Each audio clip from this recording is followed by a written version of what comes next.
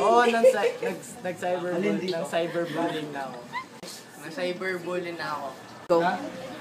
Ako po yung na-cyberbullying. Kasi, mas nainis ako sa maraming tao, tapos yun, it makes me feel good, parang gano'n. Parang gumaganti lang ako. Okay. Na-cyberbully na ako sa paglalaro ng Dota. Kasi daw, ang weak ko daw. Hindi ko alam bakit. At saka mahina daw akong tao. Sa taba kong to, mahina daw akong tao. Yun ang bubuli sa akin. Ang payat-payat. Hindi ko alam bakit.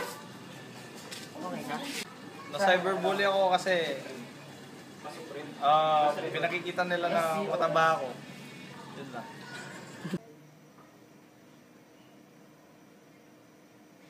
Siguro, masasaktan yung taong binuli ko, ganyan. Pero, syempre, may side din naman ako na para sa sarili ko. Parang, di naman nila narinig yung sarili ko. Di pa naman nila narinig yung side ko. Nung na-cyberbully ako, ang effect ko sa akin, na-depress ako. Ilang araw akong di lumalabas ng aking kwarto. Kasi, sobra sakit na sinabi.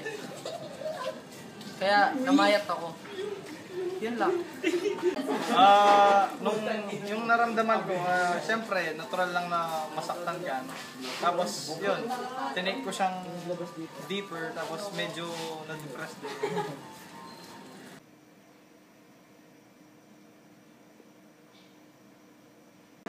Masaya mag-cyberbully, pero syempre tanggapin mo rin yung nakakasakit ka, ganyan. Tapos yung may punto ka, ganyan, yung may limitahan mo rin.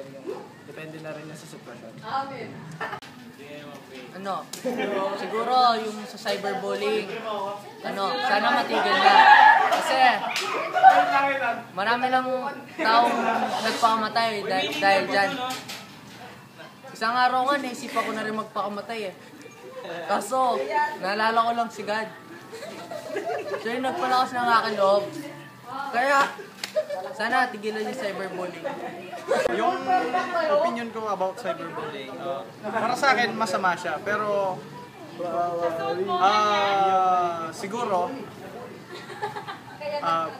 mas maganda yung biro, pero hindi dapat sumusobra. Yun lang.